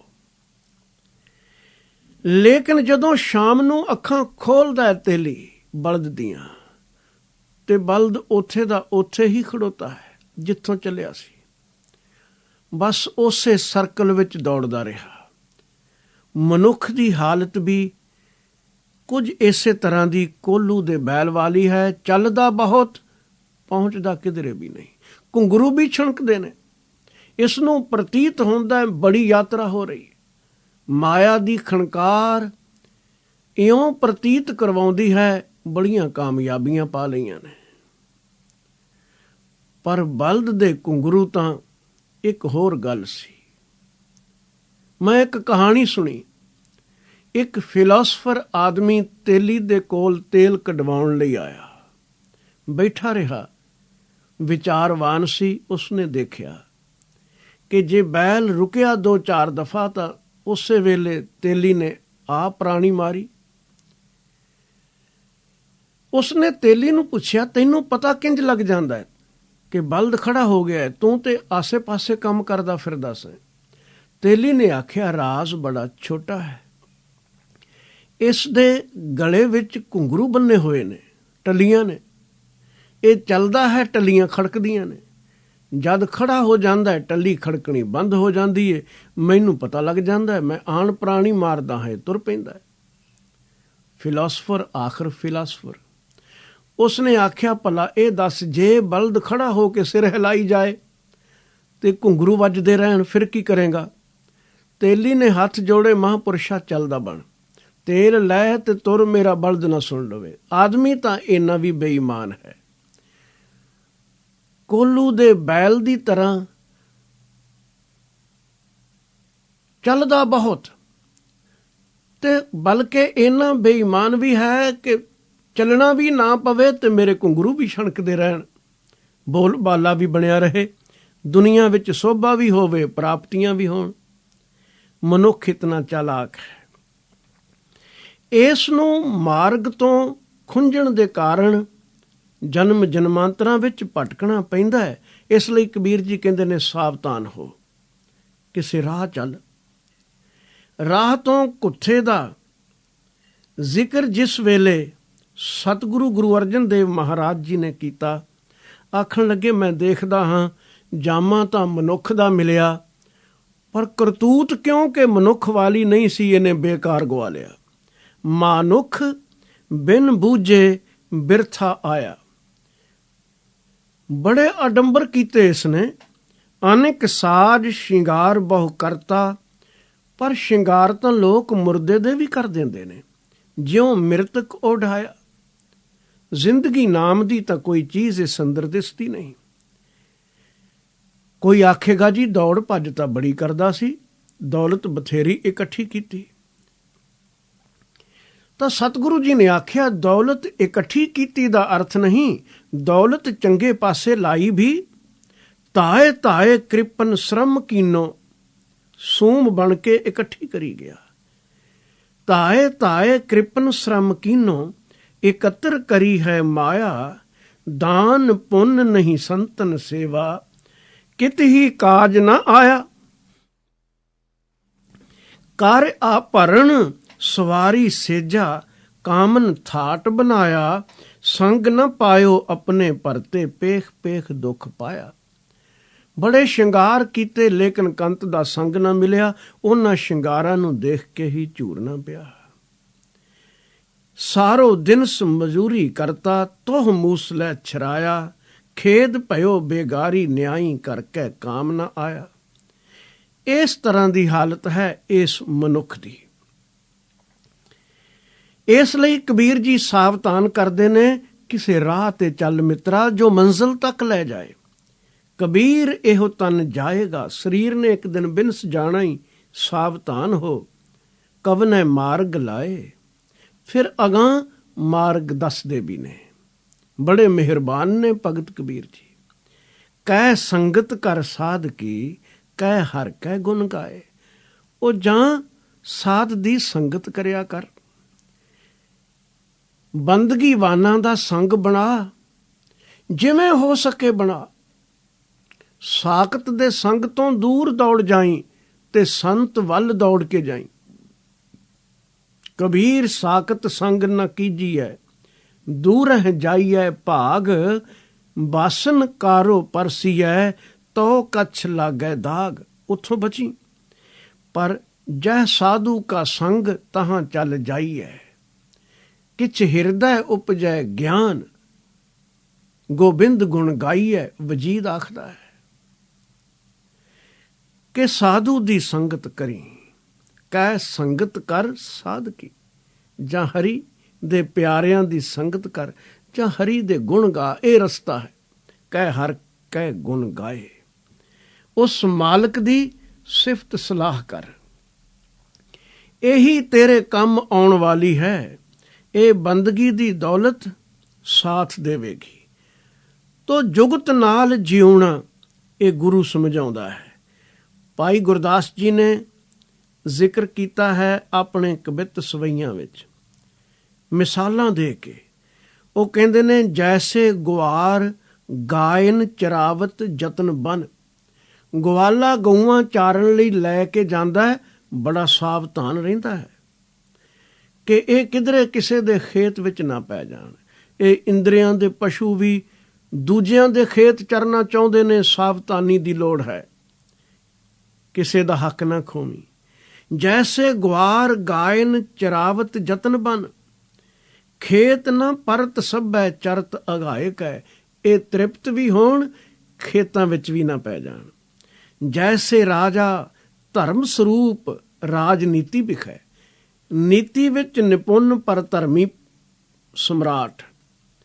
ਉਸ ਦੇ ਦੇਸ਼ ਦੀ ਪਰਜਾ ਸੁਖ ਪਾਏਗੀ, ਉਹ ਹਰ ਇੱਕ ਦਾ ਖਿਆਲ ਰੱਖੇਗਾ। ਤਾਂ ਕਹਿ ਦੇਸ ਪਰਜਾ ਬਸਤ ਸੁਖ ਪਾਏ ਕਹਿ। ਜੈਸੇ ਹੋਤ ਖੇਵਟ ਚਿਤਨ ਸਾਵਧਾਨ ਜਾਮੈ। ਬੇੜੀ ਦਾ ਮਲਾਹ ਸਾਵਧਾਨ ਹੋਵੇ, ਲਾਗੈ ਨਿਰਵਿਘਨ ਬੋਹਿਥ ਪਾਰ ਜਾਏ ਕਹਿ। ਤੈਸੇ ਗੁਰ ਉਨ ਮਨ ਮਗਨ ਬ੍ਰਹਮ ਜੋਤ। ਜੀਵਨ ਮੁਕਤ ਕਰੈ ਸਿੱਖ ਸਮਝਾਏ ਕਹਿ। ਸਿੱਖ ਨੂੰ ਰਸਤਾ ਸਮਝਾਉਂਦਾ ਹੈ ਪੂਰਾ ਗੁਰੂ। ਭਗਤ ਕਬੀਰ ਜੀ ਵੀ ਰਸਤਾ ਸਮਝਾ ਰਹੇ ਹਨ। ਕਹਿੰਦੇ ਨੇ ਜਾਂ ਸੰਗਤ ਸਾਧੂ ਦੀ ਕਰ, ਇਹ ਕਰਨ ਵਾਲਾ ਕੰਮ ਹੈ, ਜਾਂ ਹਰੀ ਦੇ ਗੁਣ ਗਾ। ਇਹੀ ਤਾਂ ਅਸਲੀ ਰਸਤਾ ਹੈ, ਸਾਧੂ ਦੀ ਸੰਗਤ ਤੇ ਨਾਮ ਦੀ ਰੰਗਤ। ਜਿਹੜੇ ਇਸ ਤੋਂ ਵਾਂਝੇ ਰਹਿ ਗਏ, ਉਹਨਾਂ ਦੀ, ਬਹੁਤੇ ਲੋਕਾਂ ਦੀ ਜ਼ਿੰਦਗੀ ਤਾਂ ਇੰਜ ਹੀ ਬੀਤ ਜਾਂਦੀ ਏ। ਸੁਬਹ ਹੋਤੀ ਹੈ, ਸ਼ਾਮ ਹੋਤੀ ਹੈ, ਉਮਰ यूं ही तमाम होती है। ਤੇ ਆਖਰ ਝੂਰਦੇ ਵੀ ਨੇ। आखिरी पछतावा ਹੁੰਦਾ है पल्ले। जिंदगी एक आंसुओं का जाम था, पी गए कुछ और कुछ छलका गए। ਇਹ ਨਤੀਜਾ ਤਾਂ ਕੋਈ ਮਨੁੱਖੀ ਜਨਮ ਦਾ ਨਤੀਜਾ ਨਾ ਹੋਇਆ, ਪਰ ਜਿਨ੍ਹਾਂ ਨੂੰ ਜਾਚ ਆ ਗਈ ਉਹਨਾਂ ਨੇ ਇੱਕ ਇੱਕ ਪਲ ਨੂੰ ਸਫਲ ਬਣਾਇਆ। ਤੇ ਉਹ ਐਲਾਨ ਕਰਦੇ ਨੇ, ਅਬ ਏਕ ਰਾਤ ਕਮ ਜੀਏ ਤੋ ਕਮ ਹੀ ਸਹੀ। ਵੱਡੀ ਲੰਮੇਰੀ ਉਮਰ ਤਾਂ ਸੱਪ ਵੀ ਭੋਗ ਲੈਂਦਾ ਹੈ, ਪਰ ਸਫਲ ਨਹੀਂ। ਬਿਨ ਸਿਮਰਨ ਜੋ ਜੀਵਨ ਬਲਨਾ, ਸਰਪ ਜੈਸੇ ਅਰ ਜਾਰੀ। ਸਤਿਗੁਰੂ ਜੀ ਨੇ ਵੀ ਆਖਿਆ। ਤਾਂ ਉਸ ਵਿਦਵਾਨ ਦਾ ਖਿਆਲ ਹੈ, ਅਬ ਏਕ ਰਾਤ ਕਮ ਜੀਏ ਤੋ ਕਮ ਹੀ ਸਹੀ, ਯਹੀ ਬਹੁਤ ਹੈ ਕਿ ਹਮ ਮਸ਼ਾਲੇ ਜਲਾ ਕੇ ਜੀਏ। ਰੌਸ਼ਨੀ ਨਾਲ ਜੀਵੇ ਹਾਂ, ਅੰਧੇਰੇ ਵਿੱਚ ਹੀ ਨਹੀਂ ਭਟਕਦੇ ਰਹੇ। ਕਬੀਰ ਜੀ ਕਹਿੰਦੇ ਨੇ, ਇਸ ਜ਼ਿੰਦਗੀ ਨੂੰ ਕਿਸੇ ਰਸਤੇ ਤੇ ਚਲਾ, ਸਾਧੂ ਦੀ ਸੰਗਤ ਕਰ ਜਾਂ ਹਰੀ ਦੇ ਗੁਣ ਗਾ। ਇਹੀ ਹੈ ਅਸਲੀ ਮਾਰਗ। ਕਬੀਰ ਮਰਤਾ ਮਰਤਾ ਜਗ ਮੂਆ, ਮਰ ਵੀ ਨਾ ਜਾਣਿਆ ਕੋਏ। ਐਸੇ ਮਰਨੇ ਜੋ ਮਰੈ, ਬਹੁਰ ਨਾ ਮਰਨਾ ਹੋਏ। ਸੰਸਾਰ ਰੋਜ਼ ਮਰ ਰਿਹਾ ਹੈ, ਹਰ ਪਲ ਮਰ ਰਿਹਾ ਹੈ। ਇੱਕ ਇੱਕ ਪਲ ਇਹ ਜੀਵ ਕਈ ਵਾਰੀ ਮਰਦਾ ਹੈ, ਮੌਤ ਦੇ ਸਹਿਮ ਹੇਠ ਦੱਬਿਆ ਪਿਆ ਹੈ, ਹਰ ਵੇਲੇ ਮੌਤ ਦੇ ਡਰ ਵਿੱਚ ਹੈ। ਪਰ ਇਹ ਮਾਇਆ ਦੇ ਵਪਾਰੀ ਨੂੰ, ਜਿਹਨੇ ਦੀਨ ਛੱਡ ਦੁਨੀ ਵੱਲ ਧਿਆਨ ਲਗਾ ਲਿਆ ਹੈ, ਸਮਝ ਨਹੀਂ ਆਉਂਦੀ ਕਿ ਮੌਤ ਦਾ ਭਉ ਮੁਕਾਇਆ ਕਿਵੇਂ ਜਾਵੇ। ਸਾਧੂ ਨੂੰ ਜਾਚ ਹੈ, ਉਸਨੇ ਜੀਵਤ ਮੁਕਤ ਹੋਣ ਦੀ ਜਾਚ ਸਿੱਖ ਲਈ ਹੈ। ਮੈਂ ਮੁਕਾ ਦਿੱਤੀ, ਮੌਤ ਦਾ ਡਰ ਮੁੱਕ ਗਿਆ। ਭਗਤ ਨੂੰ ਡਰ ਨਹੀਂ। ਜੋ ਜਿਉਂਦਿਆਂ ਮਰਨ ਦੀ ਜਾਚ ਸਿੱਖ ਗਿਆ, ਉਸ ਨੂੰ ਮੌਤ ਦਾ ਸਹਿਮ ਨਹੀਂ ਰਹਿੰਦਾ। ਐਸੇ ਮਰਨੇ ਜੋ ਮਰੈ, ਬਹੁਰ ਨਾ ਮਰਨਾ ਹੋਏ। ਗੁਰੂ ਅਮਰਦਾਸ ਮਹਾਰਾਜ ਜੀ ਨੇ ਵਿਆਖਿਆ ਪੂਰਵਕ ਸਮਝਾਇਆ ਹੈ। ਕਹਿੰਦੇ ਨੇ, ਇੱਕ ਹੈ ਸਰੀਰਕ ਮੌਤ, ਆਏਗੀ ਇੱਕ ਦਿਨ। ਲੇਕਿਨ ਲੋਕ ਜਿਵੇਂ ਰੋਜ਼ ਮਰ ਰਹੇ ਨੇ, ਇਸ ਤੋਂ ਬਚਣ ਦੀ ਜੁਗਤ ਹੈ। ਕਿਆ ਜਾਣਾ ਕਿਵ ਮਰਹਿੰਗੇ, ਕੈਸਾ ਮਰਨਾ ਹੋਏ। ਜੇਕਰ ਸਾਹਿਬ ਮਨਹੁ ਨਾ ਵਿਸਰੈ, ਤਾਂ ਸਹਲਾ ਮਰਨਾ ਹੋਏ। ਮੌਤ ਦਾ ਵੀ ਡਰ ਨਹੀਂ, ਮੌਤ ਵੀ ਸੁਖਾਲੀ ਬਣ ਜਾਂਦੀ ਹੈ। ਮਰਨਾ ਤੇ ਜਗਤ ਡਰੈ, ਜੀਵਿਆ ਲੋੜੈ ਸਭ ਕੋਏ। ਗੁਰ ਪ੍ਰਸਾਦੀ ਜੀਵਤ ਮਰੈ, ਹੁਕਮੈ ਬੂਝੈ ਸੋਏ। ਗੁਰੂ ਦੀ ਕਿਰਪਾ ਨਾਲ ਜਿਉਂਦਿਆਂ ਮਰਨ ਦੀ ਜਾਤ ਜੇ ਆ ਗਈ, ਉਹ ਹੁਕਮ ਬੁੱਝ ਕੇ ਹੁਕਮ ਵਿੱਚ ਜਿਉਣ ਲੱਗ ਪਿਆ। ਨਾਨਕ ਐਸੀ ਮਰਨੀ ਜੋ ਮਰੈ, ਤਾਂ ਸਦ ਜੀਵਨ ਹੋਏ। ਕਬੀਰ ਜੀ ਨੇ ਵੀ ਆਖਿਆ, ਐਸੇ ਮਰਨੇ ਜੋ ਮਰੈ, ਬਹੁਰ ਨ ਮਰਨਾ ਹੋਏ। 30ਵਾਂ ਸ਼ਲੋਕ ਹੈ, ਕਬੀਰ ਮਾਨਸ ਜਨਮ ਦੁਲੰਭ ਹੈ, ਹੋਏ ਨ ਬਾਰੈ ਬਾਰ, ਜਿਉ ਬਨ ਫਲ ਪਾਕੇ ਭੋਏ ਗਿਰਹਿ, ਬਹੁਰ ਨ ਲਾਗਹਿ ਡਾਰ। ਇਹ ਮਨੁੱਖਾ ਜਨਮ ਹੈ ਕੀਮਤੀ, ਤੇ ਕੀਮਤੀ ਹੀਰਿਆਂ ਨੂੰ ਵੀ ਕੋਈ ਮੂਰਖ ਗਵਾ ਸਕਦਾ ਹੈ? ਨਾ ਸੰਭਾਲੇ, ਨਾ ਕਦਰ ਕਰੇ, ਨਾ ਸਾਰ ਜਾਣੇ ਤਾਂ ਗਵਾ ਸਕਦਾ ਹੈ। ਮੂਰਖਤਾ ਵਿੱਚ ਤਾਂ ਕੋਈ ਯਤਨ ਕਰਨ ਦੀ ਜ਼ਰੂਰਤ ਹੀ ਨਹੀਂ।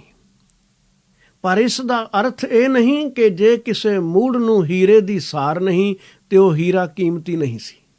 ਉਹ ਕੀਮਤੀ ਹੀ ਸੀ, ਲੇਕਿਨ ਇਸ ਨੂੰ ਸਮਝ ਨਹੀਂ। ਮਨੁੱਖਾ ਜਨਮ ਦੁਰਲੱਭ ਹੈ, ਭਾਵੇਂ ਉਸ ਜਨਮ ਨੂੰ, ਜੀਵਨ ਨੂੰ ਕੋਈ ਚੋਰ ਭੋਗ ਰਿਹਾ ਹੈ, ਭਾਵੇਂ ਸੰਤ ਭੋਗ ਰਿਹਾ ਹੈ। ਇੱਕ ਹੀਰੇ ਨੂੰ ਘੱਟੇ ਵਿੱਚ ਮਿਲਾ ਰਿਹਾ ਹੈ, ਇੱਕ ਉਸ ਨੂੰ ਤਰਾਸ਼ ਕੇ ਸਵਾਰ ਲਿਆ। ਫਰਕ ਤਾਂ ਇੰਨਾ ਹੀ ਹੈ ਇਹ ਜੀਵਨ ਅਮੋਲਕ। ਕਬੀਰ ਮਾਨਸ ਜਨਮ ਦੁਲੰਭ ਹੈ, ਹੋਏ ਨਾ ਬਾਰੈ ਬਾਰ। ਇਹ ਮਨੁੱਖਾ ਜਨਮ ਬਾਰ-ਬਾਰ ਮਿਲਣ ਵਾਲਾ ਵੀ ਨਹੀਂ। ਪਰ ਦੇਖੀ ਕਿਧਰੇ ਅਜਿਹਾ ਨਾ ਹੋਵੇ, ਜਿਉਂ ਬਨ ਫਲ ਪਾਕੇ ਭੋਏ ਗਿਰਹਿ, ਬਹੁਰ ਨਾ ਲਾਗਹਿ ਡਾਰ। ਰੁੱਤ ਆਉਣ ਤੇ ਬਿਰਛਾਂ ਨੂੰ ਫਲ ਬਾਗਾਂ ਵਿੱਚ ਵੀ ਲੱਗਦੇ ਨੇ, ਜੰਗਲਾਂ ਵਿੱਚ ਵੀ ਲੱਗਦੇ ਨੇ। ਬਾਗ ਦੇ ਫਲਾਂ ਨੂੰ ਮਾਲੀ ਸੰਭਾਲ ਲੈਂਦਾ ਹੈ। ਕਿਸੇ ਨੇ ਆਪਣੇ ਲਈ ਬਿਰਛ ਲਾਇਆ ਹੈ, ਉਹ ਫਲਾਂ ਦਾ ਰਸ ਮਾਣਦਾ ਹੈ। ਕਿਸੇ ਨੇ ਬਾਗ ਲਗਾਇਆ ਹੈ, ਉਹ ਫਲ ਖਾਂਦਾ ਵੀ ਹੈ, ਵੇਚਦਾ ਵੀ ਹੈ, ਸਰਮਾਇਆ ਕਮਾਉਂਦਾ ਹੈ, ਲਾਭ ਲੈਂਦਾ ਹੈ। ਲੇਕਿਨ ਉਸੇ ਕਿਸਮ ਦੇ ਬਿਰਛ ਜੰਗਲ ਵਿੱਚ ਵੀ ਉੱਗੇ ਹੋਏ ਸਨ। ਫਲ ਵੀ ਰੁੱਤ ਆਉਣ ਤੇ ਲੱਗੇ ਔਰ ਸਮੇਂ ਮੁਤਾਬਕ ਪੱਕ ਵੀ ਗਏ। ਪੱਕਣ ਤੋਂ ਬਾਅਦ ਫਲ ਦੀ ਡੰਡੀ ਸੁੱਕ ਜਾਇਆ ਕਰਦੀ ਹੈ ਤੇ ਬਿਰਛ ਨਾਲੋਂ ਨਾਤਾ ਟੁੱਟ ਜਾਂਦਾ ਹੈ, ਟੁੱਟ ਜਾਂਦੀ ਹੈ, ਫਲ ਹੇਠਾਂ ਡਿੱਗ ਪੈਂਦਾ ਹੈ। ਪੱਕਿਆ ਹੋਇਆ ਫਲ ਹੈ ਇਹ ਬੁਢਾਪਾ। ਜੀਵਨ ਮਿਲਿਆ, ਬੀਤਦਾ ਗਿਆ, ਬੀਤਦਾ ਗਿਆ, ਆਖਰ ਬੁਢਾਪੇ ਵਿੱਚ ਪੱਕ ਗਿਆ। ਪੱਕਣ ਤੋਂ ਬਾਅਦ ਇਹ ਫਲ ਡਿੱਗ ਪਏਗਾ। ਗਿਆ ਬੇਅਰਥ ਹੀ, ਕਿਸੇ ਅਰਥ ਨਾ ਆਇਆ। ਇਸ ਫਲ ਦਾ ਕੀ ਮੁੱਲ ਹੈ? ਜੰਗਲ ਵਿੱਚ ਪੱਕ ਕੇ ਡਿੱਗੇ ਹੋਏ ਫਲ ਦਾ ਕੋਈ ਅਰਥ ਨਾ ਬਣ ਸਕਿਆ, ਕਿਸੇ ਦੇ ਕੰਮ ਨਾ ਆਇਆ। ਪੱਕਿਆ, ਡਿੱਗ ਪਿਆ, ਮਿੱਟੀ ਵਿੱਚ ਵੀ ਮਿਲ ਗਿਆ, ਦੁਬਾਰਾ ਟਹਿਣੀ ਨੂੰ ਤਾਂ ਲੱਗਣੋਂ ਰਿਹਾ। ਮਨੁੱਖਾ ਜਨਮ ਬੜਾ ਕੀਮਤੀ ਹੈ, ਪਰ ਗਵਾ ਕਈ ਵਾਰੀ ਅਸੀਂ ਇੰਝ ਹੀ ਲੈਂਦੇ ਹਾਂ, ਜਿਉਂ ਬਨ ਫਲ ਪਾ ਕੇ ਭੋਏ ਗਿਰਹਿ, ਬਹੁਰ ਨਾ ਲਾਗਹਿ ਡਾਰ। ਜਿਵੇਂ ਜੰਗਲ ਦੇ ਰੁੱਖਾਂ ਦੇ ਪੱਕੇ ਫਲ ਜ਼ਮੀਨ ਤੇ ਡਿੱਗ ਪੈਂਦੇ ਨੇ, ਮੁੜ ਟਹਿਣੀ ਨਾਲ ਵੀ ਨਹੀਂ ਲੱਗਦੇ ਤੇ ਕੰਮ ਵੀ ਨਾ ਆਏ। ਇਹ ਮਨੁੱਖਾ ਜਨਮ ਬੜਾ ਦੁਰਲੱਭ ਹੈ, ਕੀਮਤੀ ਹੈ। ਮਾਲਕ ਦੇ ਚਰਨਾਂ ਵਿੱਚ ਇਹ ਜੋਦੜੀ ਕਰੀਏ ਕਿ ਵਾਹਿਗੁਰੂ ਜੀ ਸਮਰੱਥਾ ਬਖਸ਼ੋ, ਕਿਰਪਾ ਕਰੋ। ਜੇ ਤੁਸਾਂ ਇਹ ਰਹਿਮਤ ਕੀਤੀ ਹੈ, ਇਨਸਾਨੀ ਜਾਮਾ ਬਖਸ਼ਿਆ ਹੈ, ਤਾਂ ਇਸ ਨੂੰ ਸਫਲ ਬਣਾਉਣ ਦੀ ਜਾਂਚ ਵੀ ਤੇ ਉਦਮ ਵੀ ਸਾਨੂੰ ਬਖਸ਼ਿਸ਼ ਕਰੋ, ਮਿਹਰ ਕਰੋ। ਵਿਚਾਰਾਂ ਕਰਦਿਆਂ ਅਨੇਕਾਂ ਭੁੱਲਾਂ ਹੋਈਆਂ ਹੋਣਗੀਆਂ, ਖਿਮਾ ਕਰਨੀਆਂ। ਵਾਹਿਗੁਰੂ ਜੀ ਕਾ ਖਾਲਸਾ, ਵਾਹਿਗੁਰੂ ਜੀ ਕੀ ਫਤਿਹ।